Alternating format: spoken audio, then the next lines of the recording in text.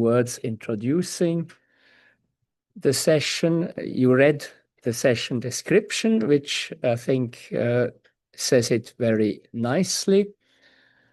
It gives a good description of what the DCs stand about, the dynamic coalitions. They are self-constituted bottom-up entities within the IGF ecosystem. They started right at the beginning at the first IGF in Athens in 2006. In those days, there were sort of two schools of thought. There were those mainly from civil society who wanted to create a new organization with many working groups. Then others said, no, this is just an annual meeting. Then one member of the then multi-stakeholder advisory group said, well, let's see, maybe they just emerge as dynamic coalitions of like-minded people. And they did indeed. So ever since 2006, we have dynamic coalitions. There are people who are interested in one issue. By now, we have 32 of them. And it's quite interesting when you look at the very list of dynamic coalitions that we have. They range from very broad issues, such as one of my colleagues here is about children's right on the internet, which is a very topical issue. Another colleague deals with emerging technologies, again, very interesting and very much in the news.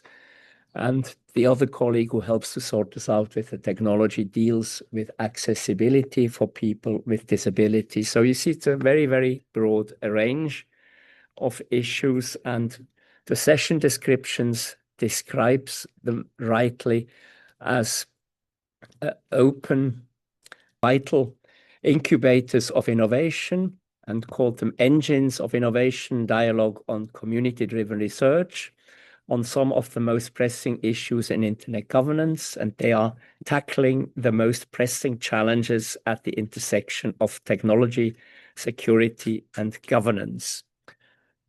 And right now, I think, as I said, we have 32 dynamic coalitions. And the good news is for the dynamic coalitions, we are actually mentioned in the drafts, which are for the WSIS+20 outcome documents.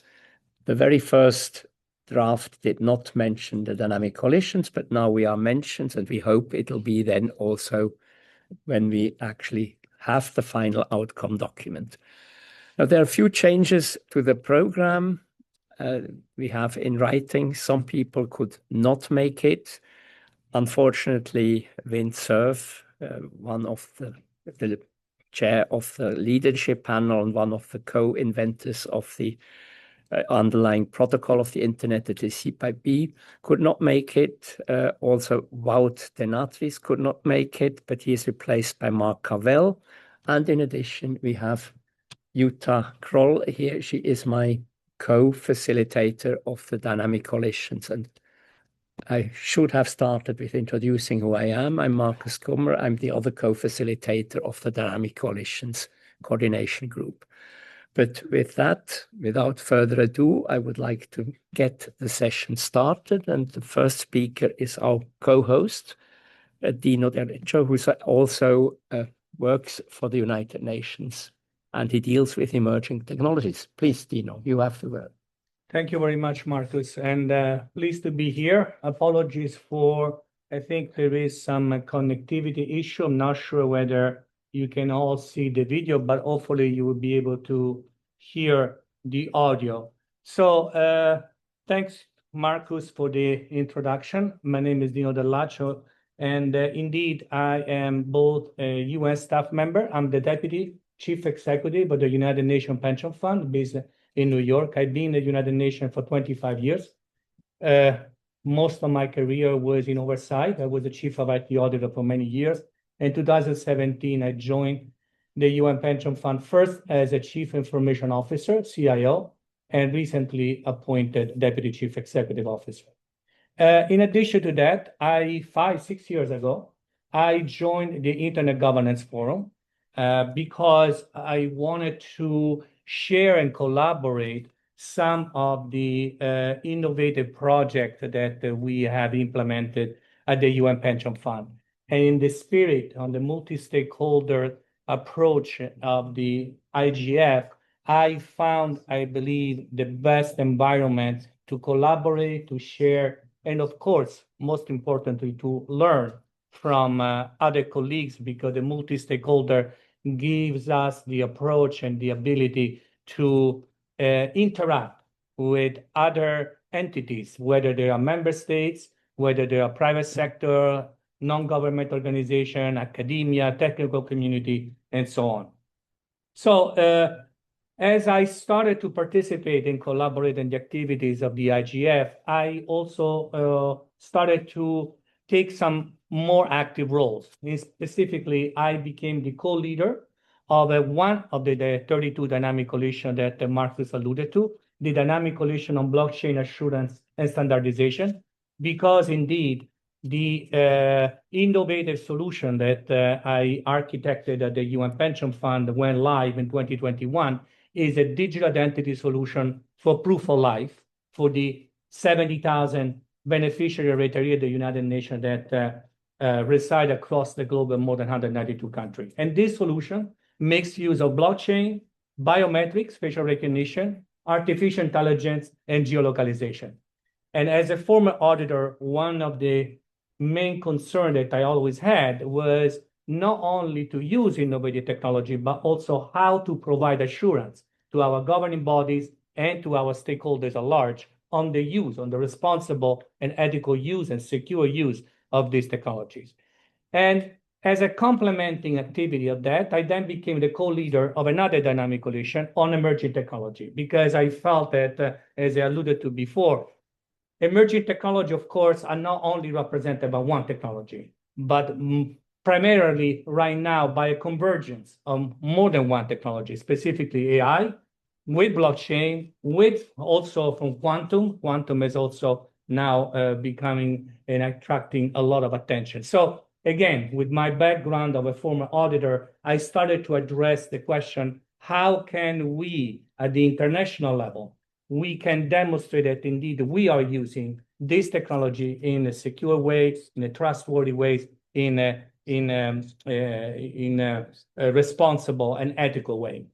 So as part of this, one of the now most recent updates to all of this innovative activity that we have been conducting at the UN is the fact that we identified that indeed in our specific case, very concrete case, we face a digital divide issue. After going live with this digital identity solution 2021, in 2023, we identified that some of our clients in certain parts of the world either did not have the ability to own one of these modern smartphones, hence they could not access, they could not use the technology that we had put together, or they were residing in areas of the world where the communication infrastructure was not suitable for them to access the technology. So as you can appreciate in the UN and within the context of the Internet Governance Forum principles and values, a digital divide is a big issue. And so we found an option. We just launched a partnership with the UNDP, where through the presence of UNDP across the globe, I believe they have 170 offices, we partnered with them and we installed kiosk, basically the iPad version of this in their field offices, where those clients, those UN pension fund retirees and beneficiaries that reside in those areas of the world where either they don't have the ability to own one of these phones or they don't have the ability to connect to the infrastructure, they can visit the local UNDP office, use the kiosk, and still participate and benefit from this technology that allows them to confirm that indeed they're still alive. So this is not really, I just want to conclude by saying this. This is not just a bureaucratic check the box, because when and if a US retiree cannot confirm that they're still alive, by the end of the fiscal year, the UN Pension Fund is obliged by rules and regulation to suspend the payment. And that suspension has an effect also on their health insurance, on the ASHI. They cannot benefit from the health insurance. So really here is about achieving SDG for related to legal identity, the 16.9, the target of ensuring legal identity to all, but also SDG 3 about good well-being and good health. So we really wanted to demonstrate that through partnership amongst entity, in this case of the UN, but also outside the UN, through the use of emerging technology, we can indeed achieve in practical and tangible manner the SDG goals. So I'm looking forward today to collaborate and to share with the representative of the other dynamic coalition and also hear from the audience whether there are any specific questions to demonstrate how together we can advance the goal of the IGF, the Global Digital Compact, the Sustainable Development Goals, and ultimately the vision of the Secretary General that he documented in 2018 in his strategy on new technologies and the common agenda. Thank you, Marcus. Thank you very much, Dino. That was a very vivid description of how the dynamic coalitions actually work. And also, it is our common belief that we have something to offer in the implementation of all the outcomes we're talking about, the Global Digital Compact, and obviously also the WSIS+20. Now, the next speaker is Rajendra Gupta. He's a leader of Dynamic Coalition on digital health, but he has also organized some webinars that looked at a very broad spectrum of our activities. And without any further ado, please, Rajendra, over to you. Thank you, Marcus. Thank you, Yuta, our co-facilitators, our wonderful secretariat, including our friend Roman, who couldn't join us today, but is in Geneva, and Dino, the co-organizer of this meeting. I think we are here because of our work. And dynamic coalitions, to my experience over the last couple of years, are dynamic by nature of their culture and structure. We are multi-stakeholder in our approach when we form a dynamic coalition. I had the great fortune and opportunity to lead 3 dynamic coalition on digital economy, digital health, and environment. And I was looking at, when I come here, what kind of contributions we have made. As I see that these is literally are the intellectual bank for the IGF community. And I was just looking at the reports, and I could lay hands over 11 reports that we produce over the years. So on sustainable automation, urbanization, biodiversity, and mental health, the role of academia, industry, communities, and technology. Project Create, where Marcus was with me in Ethiopia on the dais when we launched Internet for All, Livelihood for All. How do we create jobs using Internet technologies? We do annual survey, I was saying 2020 report of Internet and Jobs by Dynamic Coalition of Digital Economy. Then Achieving Internet for All and Livelihood for All. State of Digital Health 2024. I think there is probably you could have done around 20 reports. Internet as a global equalizer, a call for action for global political leadership. Environment as economy and economy as environment, given the fact that whatever we do today, even we are connected digitally, we have a carbon footprint. This also is responsible internet usage. I remember Dino was in our room when we launched this report. And of course, 2021 report of Internet and Jobs, then 2022 report. But this is not enough. It's not just about producing reports. It's about sharing the status of what's going on. And every report has an action item for the political leadership of various parts of the world, like what kind of things they can do.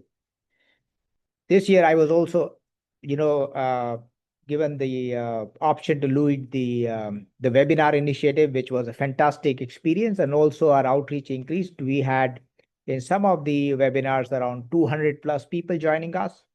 And I remember the first one was on global AI governance for humanity's benefit on 3rd April. We had security in the digital age on 30th April. Capacity building in digital age, 22nd May. Future of multi-stakeholder governance on 22nd June. Gaming and gamification, cross-sector applications and impact on 24th July. Quantum computing and how it will affect you, 14th October. And this is not the end. We are looking at next year to host an important webinar, getting global leaders to help cities which have a very bad air quality index, AQI, We also wish to do on digital health, how it will impact us, how it will improve health systems, and again, put forth our agenda on creating jobs using technology. It has been a great experience working with Dynamic Coalition and collaborating with others under wonderful leadership of the IGF Secretariat. And I think as Dynamic Coalitions, we get an opportunity to focus on topical issues, do the thought leadership, and also suggest actions for policymakers. And it has been a real pleasure to be with the Dynamic Coalition. Thank you. Well, thank you very much. The next speaker is supposed to be online, but I can't see her online, and this it doesn't work in any. Mark's here. Sorry? Mark. No, Amali. Amali's not going to be online. Well, she's not online, so but we have Amado. Amado here in the room. So Amado, can you please then talk on behalf of your Dynamic Coalition, which is a clear link to the one that Rajendra just has spoken to, that is the health. You have Exactly. Please, Thank you Amado. very much. Thank you very much, the chair. My name is Amado Espinosa. I represent the Digital Coalition for Digital Health or data-driven health organizations. And the purpose for us to be here is also to enlarge a little bit more the spectrum of this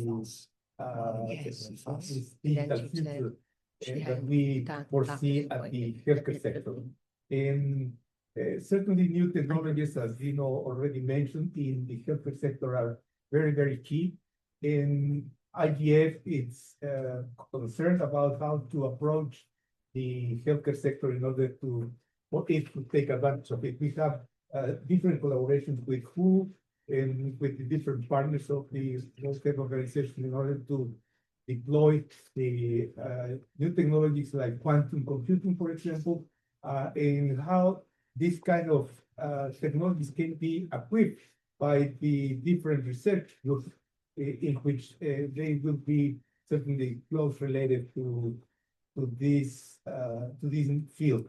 And we are also working very close together with another innovators where the Internet of Medical Things and the merging of the artificial intelligence in the healthcare sector will take place in order for us to reshape the way how the healthcare systems work nowadays. Our main concern is actually to gain fairness and rights for all the people in order to have access to this kind of technologies.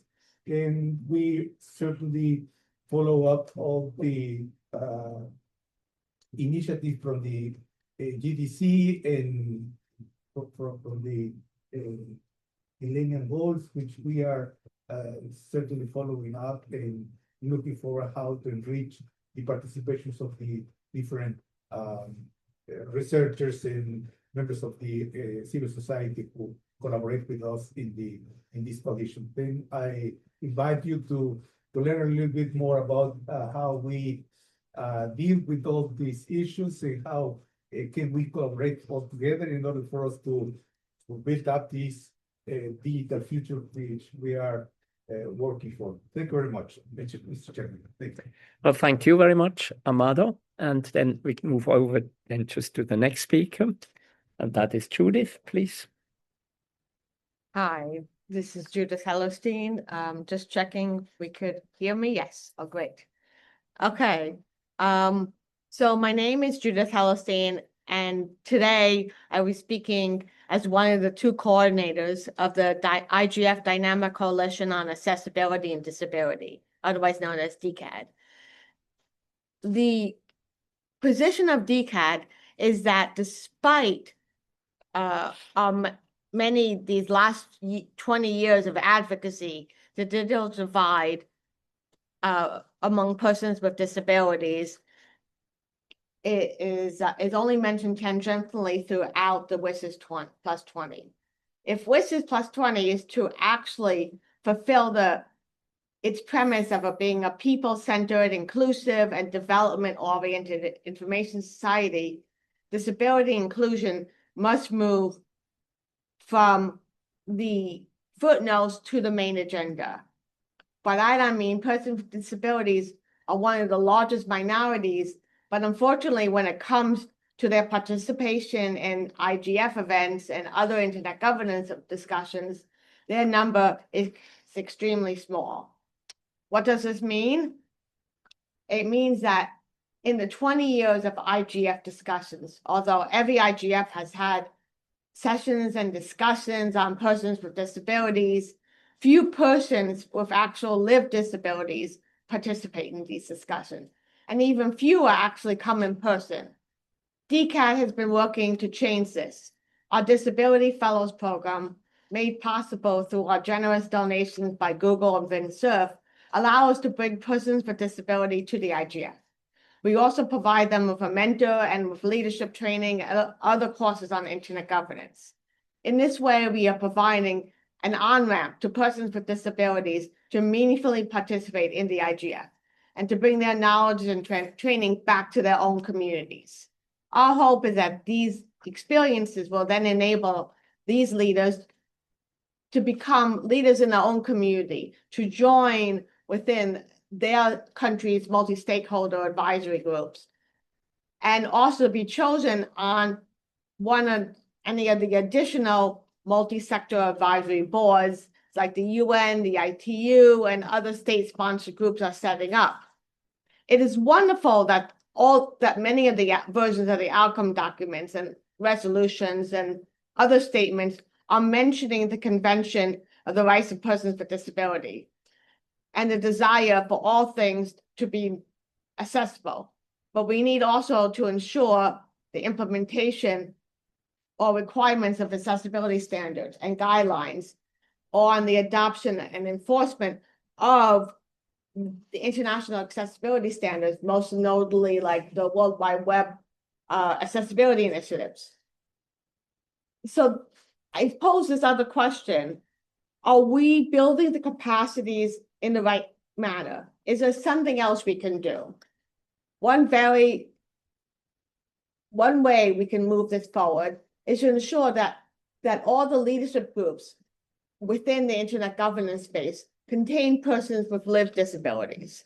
We also need to change the mindset, not just of people coming to the internet governance events, but also of the organizers of these events, so that they will have accessible meetings. We need to increase the awareness of everyone involved in creating and producing the knowledge in a way that is made accessible for persons to access the knowledge when they access it in a different manner. We should commit to ensuring that any and all interventions and capacity building and training are made, bring to the forefront local content and languages that are made accessible, inclusive, and responsive to the needs of persons with disabilities. And they also adhere to accessibility standards and assistive technology compatibility. For the past 20 years, we have built a digital world that has systemically excluded 1.5 billion people. The digital divide is not only about the rural connectivity or 4G access.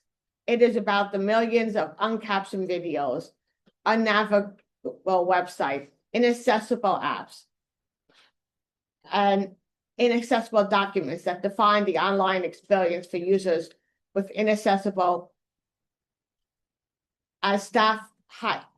inaccessible. One example is sometimes staff in all their meaningful way want to make documents prettier, so they hire a design firm, but then inadvertently forget to tell the design firm that we need it to be accessible. And so sometimes documents that will have been accessible become no longer accessible because the graphics and the images are not using appropriate alt text or descriptions.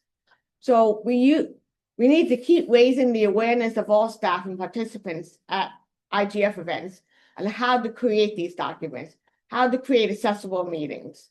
In that vein, DCAD in 2024 significantly revised the IGF accessibility guidelines. And then we updated them last year. We also have published these guidelines in different languages. So we have them in Spanish, French, Italian, Portuguese, Dutch, Bosnian, and we hope to add a few more languages shortly. Each year, we also update the guidelines based on experiences that our members and other DCAT fellows have at the conferences. So it can make these guidelines more dynamic. And then it goes a long way to showing how we make further improvements.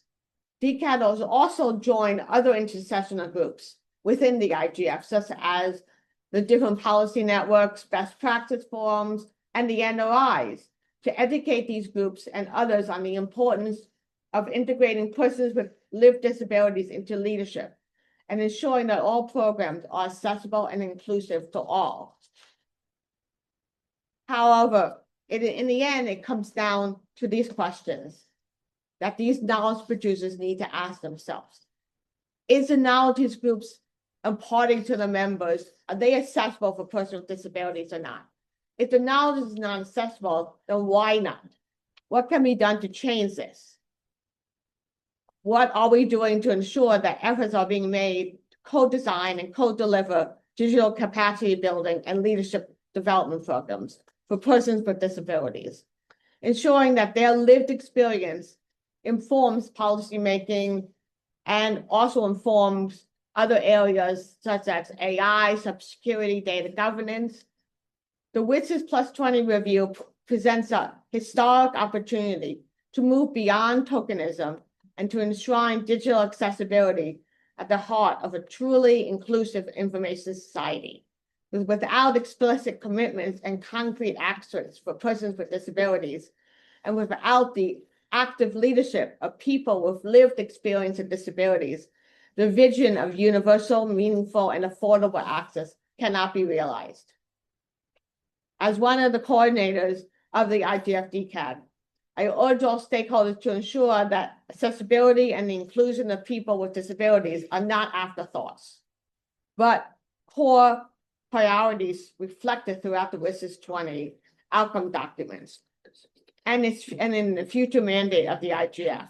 Only by doing so can we build a truly multi-stakeholder inclusive governance model that serves the needs of all people and sets a precedent for an equitable global digital policymaking. Thank you so much. Thank you, Judith. Our next speaker would be Mark Carvel, but unless we can sort out our Zoom problem, there's no... We could try. Well, listen, Yeah, what I suggest is we wait until see whether we can sort them out at the end, can sort out the problem by the... I did ask for help to some secretarial colleagues to send someone up, but right now that's not the case. So then I would suggest we go to the next speaker who would come after Mark, that is Avri Doria. Please, Avri. Thank you. My name is Avri Doria. I coordinate the Dynamic Coalition on Schools and Internet Governance, but that's not what I'm going to talk about. Though schools and internet governance is one of the ways of doing capacity building. And what I want to talk about is dynamic coalitions and capacity building.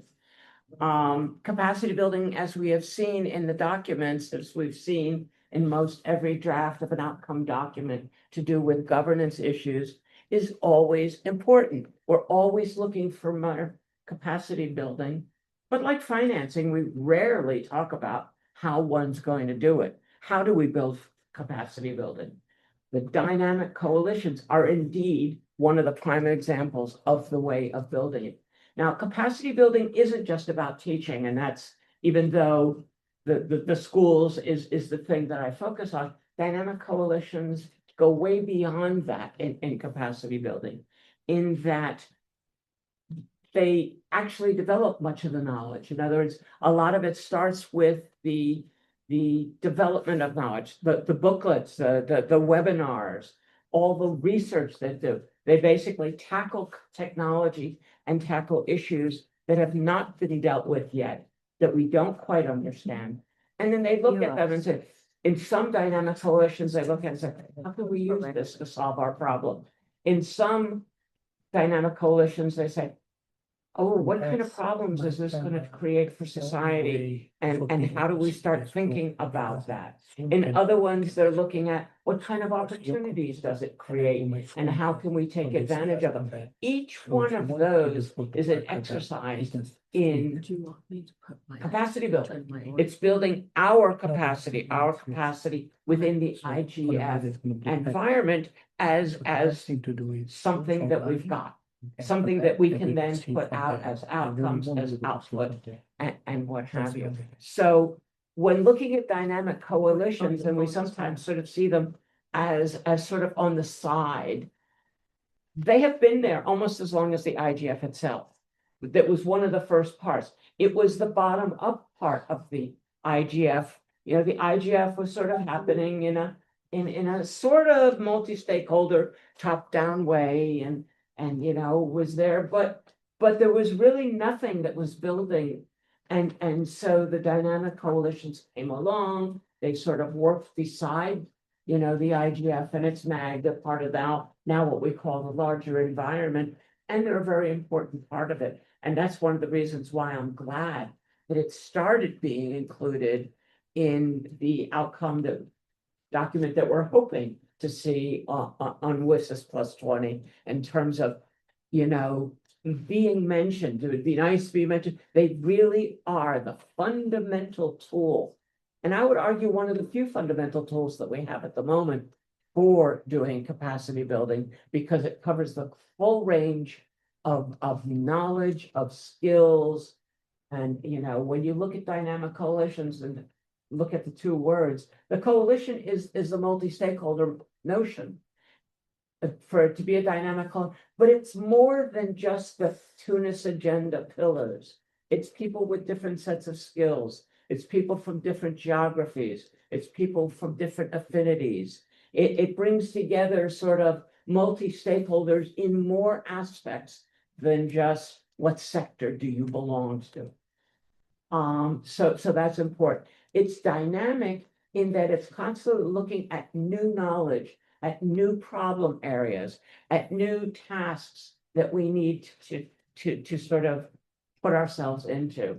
And so keeping that in mind about dynamic coalitions, hopefully it's visible how that really does constantly provide an engine for capacity building. So I'm really hoping it keeps its strong position in the outcome, and I'm hoping it gets a stronger position and gets more support, including from the people with financing.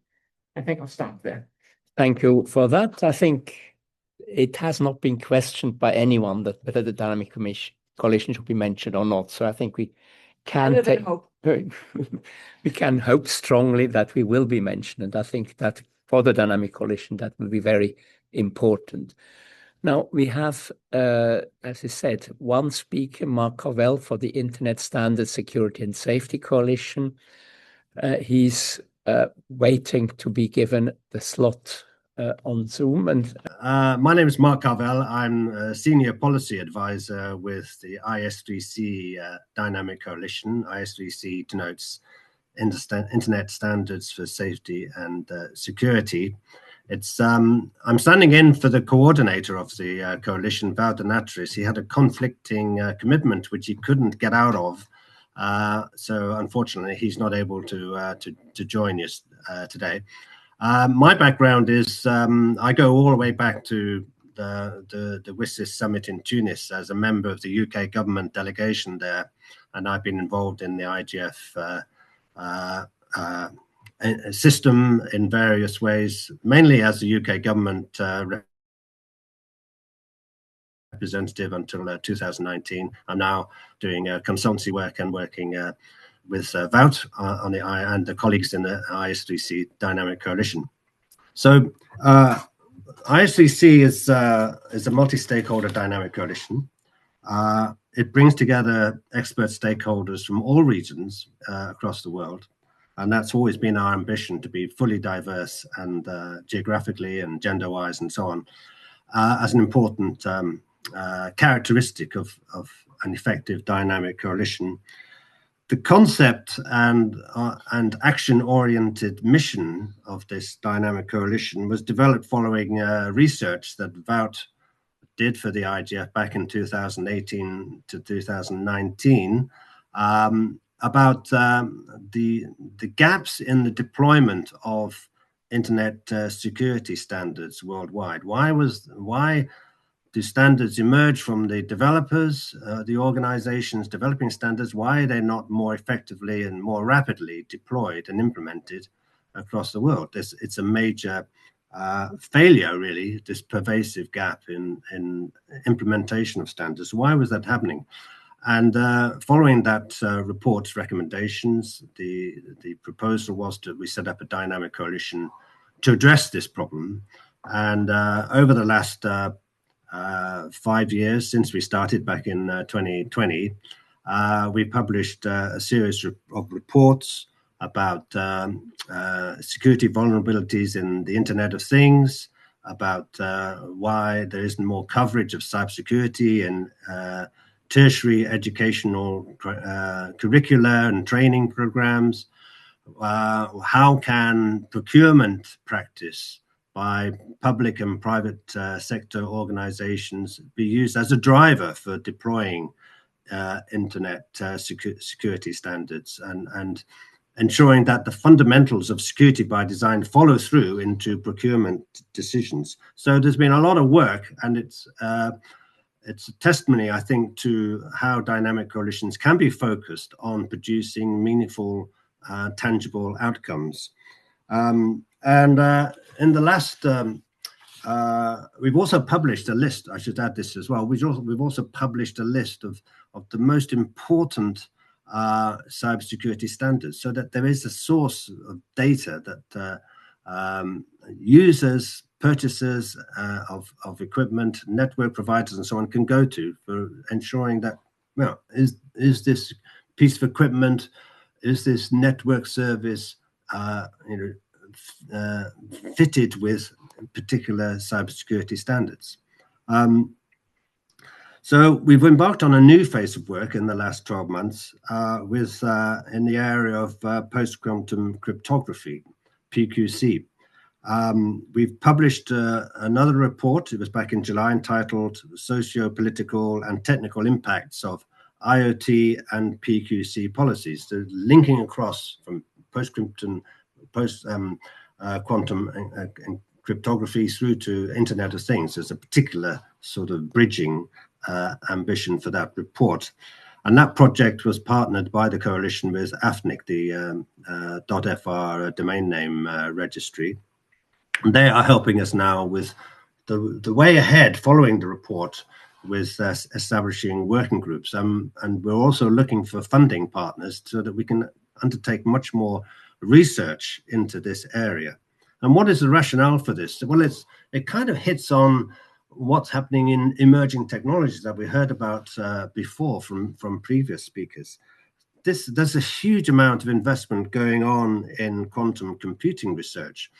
And the days are now ticking down to deployment of quantum technology. And this will have a massive impact on the digital environment, because the advent of quantum computing poses in particular a major threat to current cryptographic systems that protect privacy, ensure effective data governance and so on. All this will need a bit of a rethink with the advent of quantum computing. So the challenge that we in this coalition are addressing is that the current encryption and internet standards that run the internet, like the DNS, BGP and TLS, are vulnerable to quantum computing power.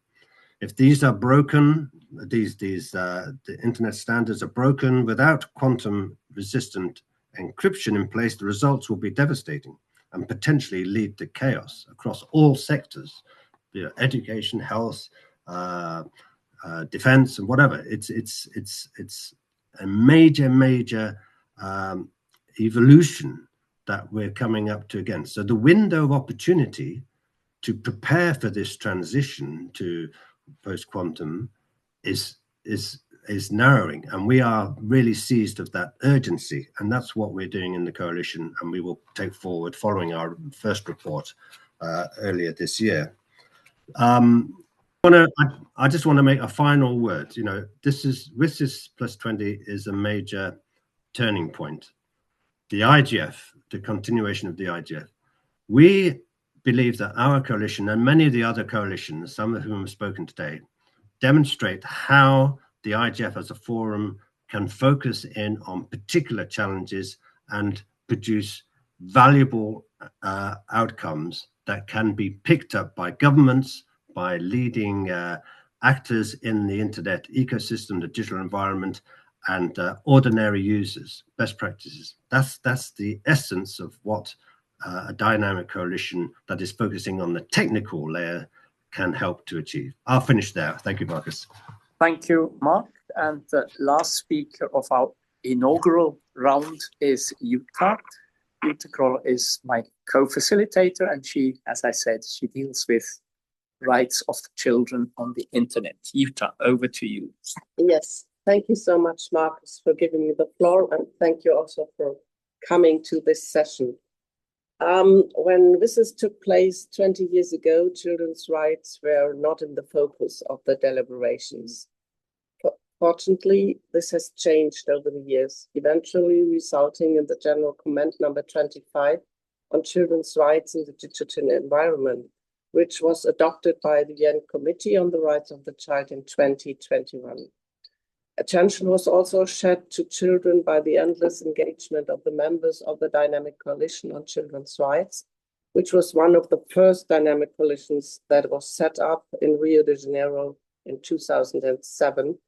Then it was called the Dynamic Coalition on Child Online Safety, and I will explain why we came then to children's rights to cover all the issues.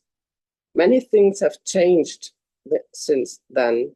Now more than 6 billion people are using the internet, and 1/3 of them are children in the sense of the UN Convention on the Rights of the Child. That means they are under the age of 18. Also, the technologies and devices have changed. They have become ubiquitous and mobile. And then also artificial intelligence is in the focus of deliberations on opportunities and challenges. But despite global cooperation, still the digital divide is not closed. And many people, also young people, remain unconnected. Where governments decide to restrict young people's access to social media, they, on the other hand, neglect children's rights to access to information and freedom of speech for the sake of protecting them from risks and from harm, which is fair enough. But we would need a balanced approach addressing risks and granting freedom rights.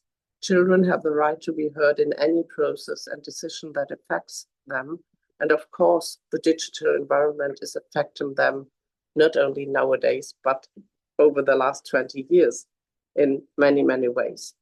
You've heard of a lot of the dynamic coalitions today, and there is strong cooperation also among the dynamic coalition. It's not that each dynamic coalition only pursues their own special interest, but as you have heard from Mark Cowell, who was speaking before me, safety and security standards. Of course, that is a matter that affects children as well. When we are talking about accessibility, that is also an issue that affects many children. When we talk about health issues and freedom of speech, all things that are addressed by dynamic coalitions, it's also an issue that is dealt with in close cooperation of dynamic coalitions. Sometimes two of them, sometimes more than two of them, they are working in close cooperation. And last but not least, let me refer to something that Christopher Schubert said in the leadership panel before we had this session. He said the value of the Internet Governance Forum is in the issues that affect people's lives. And that is what we need to take care of when we continue with the Internet Governance Forum. And as you may have already recognized, all these things that are addressed by dynamic coalitions are somehow affecting people's life, be it health, be it jobs, or be it accessibility for people with disabilities. So if we continue with that work in the dynamic coalitions, we have the right to be part of the Internet Governance Forum.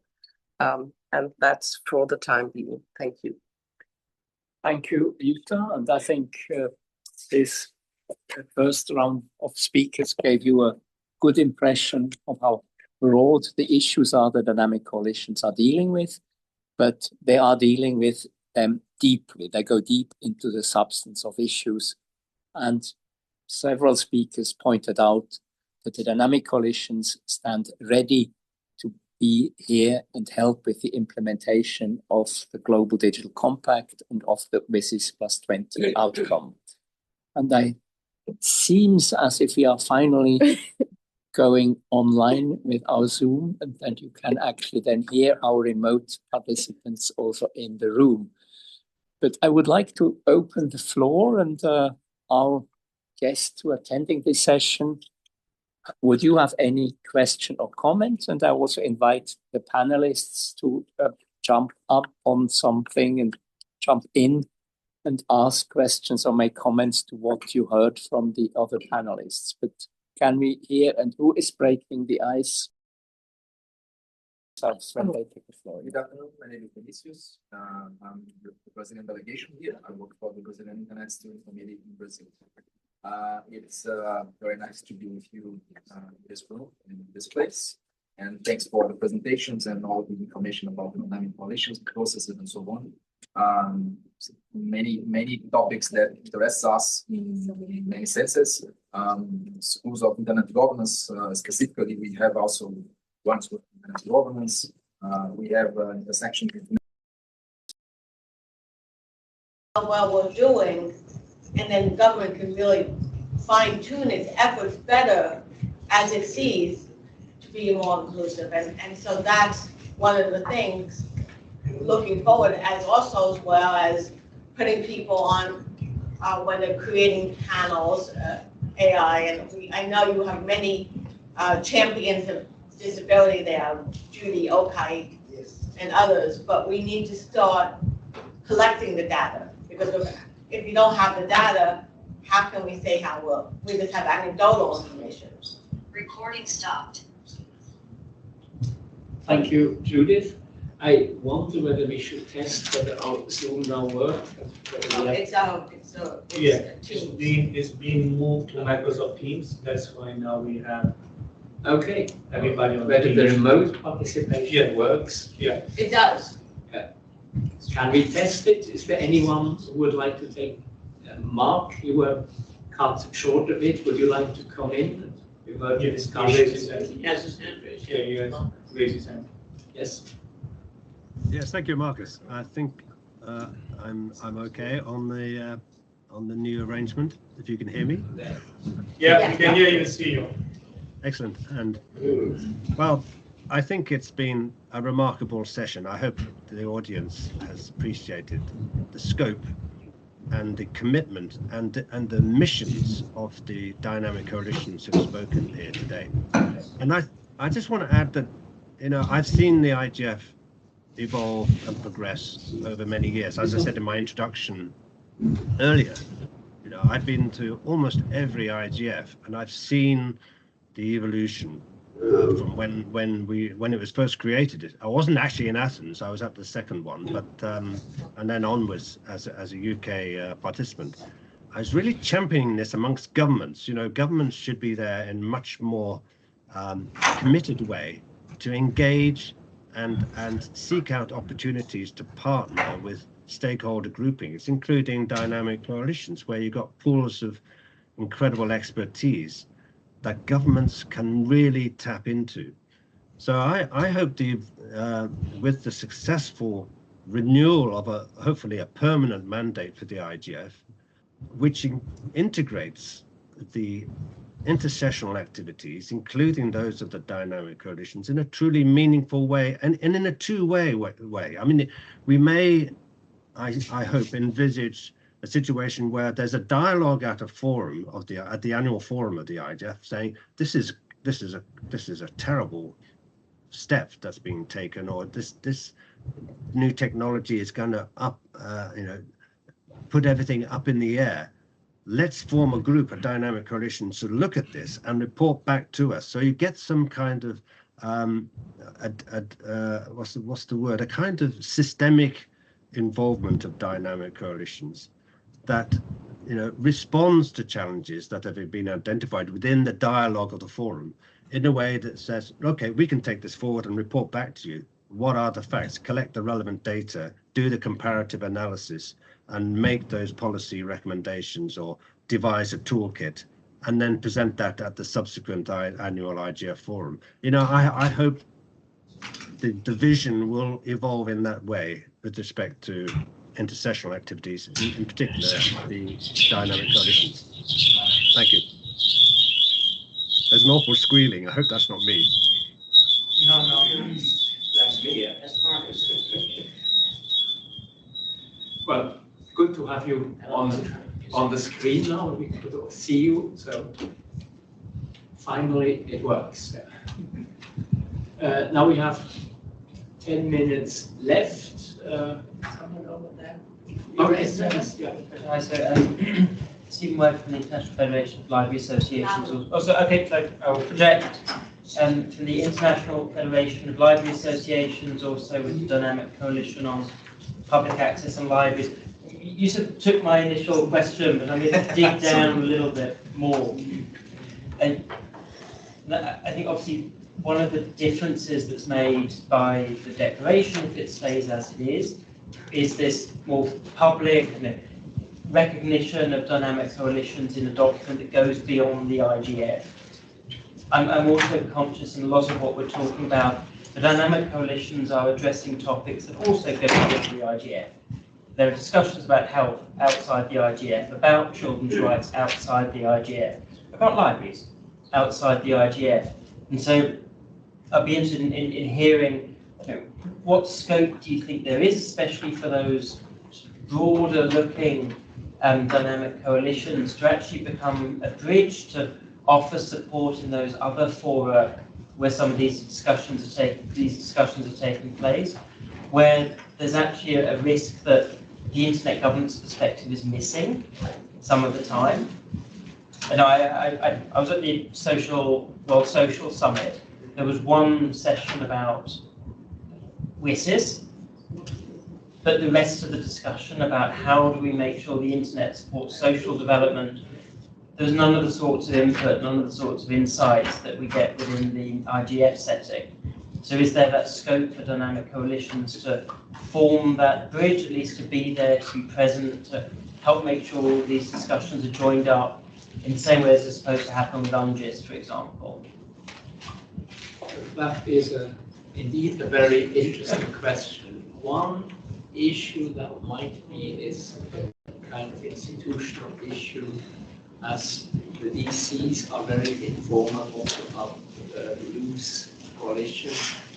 The only sort of legitimacy, so to speak, is the roof of the IGF. So there is an institutional challenge if they go outside the IGF framework. But this is definitely something worth considering. And I can sense that you have your hand up. Yes.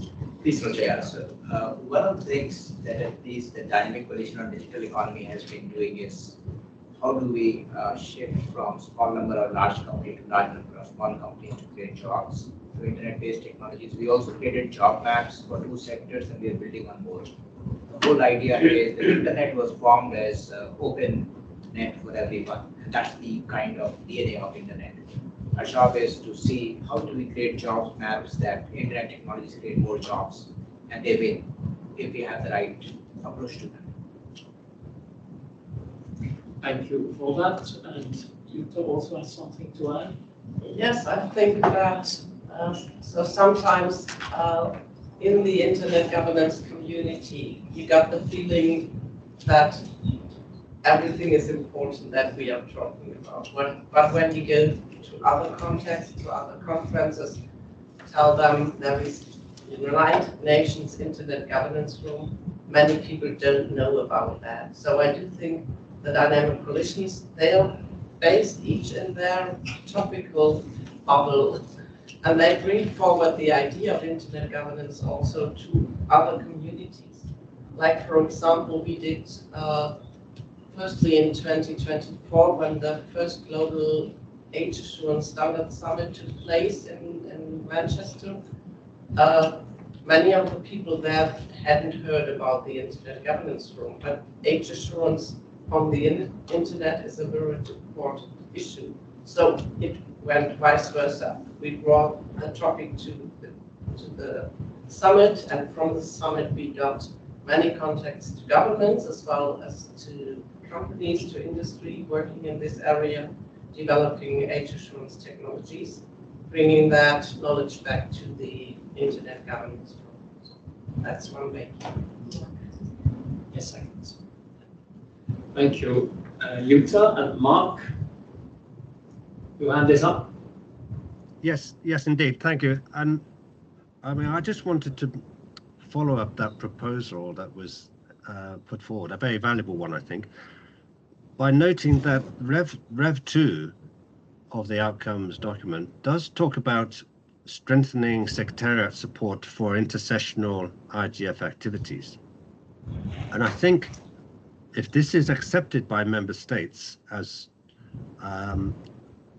enhancing the sustainability of the IGF as a year-round forum that's going to be focused on specific issues and outcomes and impact, creating greater impact, that would include intersessional activities such as those conducted by dynamic coalitions, having the resource to engage in other fora, to engage with other partners, to seek linkages to those particular actors in the digital ecosystem who are going to be most impacted by what the IGF says, and the dynamic coalitions can help that process.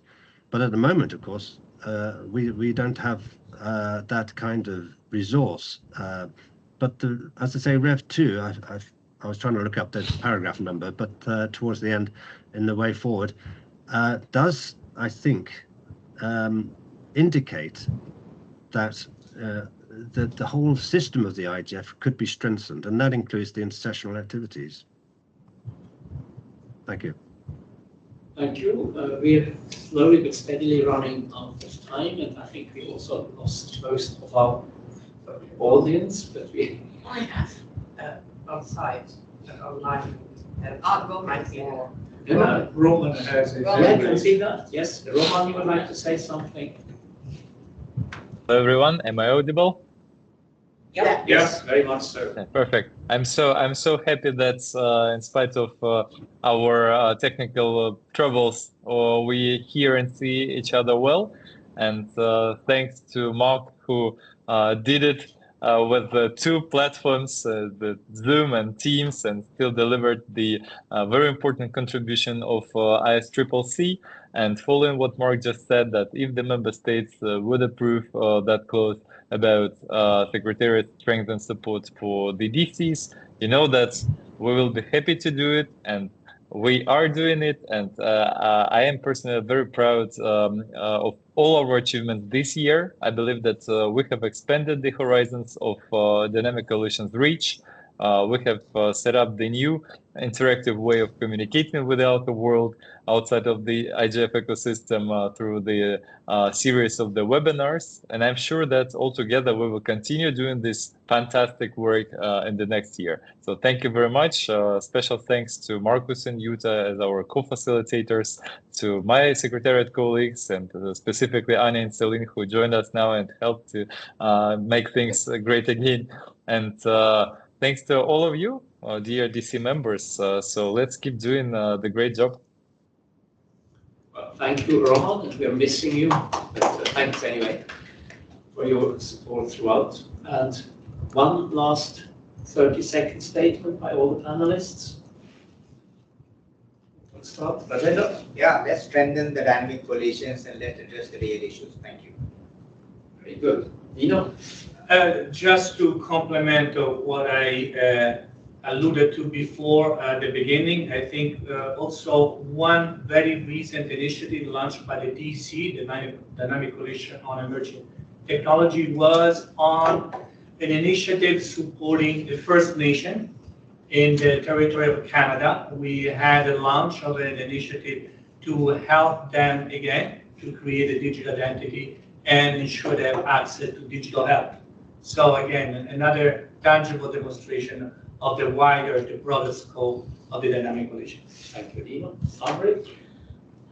Yeah, I think that dynamic coalitions have a really good opportunity to keep growing. I think that they shouldn't let themselves be too confined to what the box already says it is, but basically to keep pushing out and looking at the new frontiers for the governance ideas that we are, promulgating in the IGF and expand the IGF's view of the world. Thanks. Thank you. Judith? Yeah, so thanks so much for coming and listening to our panel. Yes, and I also hopefully bring words that we will have more with the inclusion of the Convention of Persons with Rights and Disabilities in the WSIS document will lead to more openness and more leadership opportunities for persons with disabilities, as well as more awareness of the issues. But thanks for inviting us. Thank you. And I think my last words would be the dynamic coalitions are ready to implement, and I hand over to Jutta to conclude the session. Thank you, Marcus. I would like to conclude this session also with thank yous to all of those that have contributed and listened to us, and let's strengthen our collaboration among the dynamic coalitions and within the internet governance ecosystem. Thank you. Thank you, everyone. Thank you.